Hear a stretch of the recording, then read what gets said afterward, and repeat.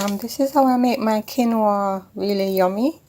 I wash it using a strainer, then I put it in a hot pot and let the water dry out and toast it for a little. I then add a little Mrs. Starch. Let that toast up a bit. Next I add a little butter or margarine.